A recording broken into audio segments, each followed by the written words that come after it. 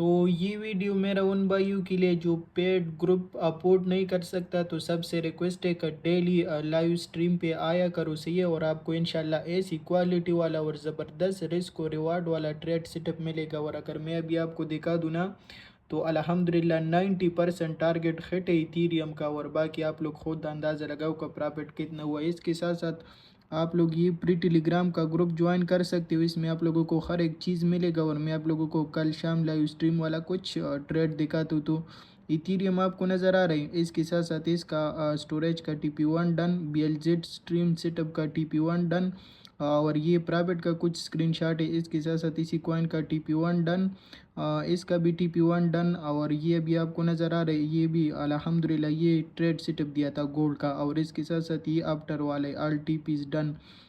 इसके साथ साथ ये भी आपको नज़र आ रहा है, इसका भी TP1 डन। और इसका अल्हम्दुलिल्लाह गोल्ड को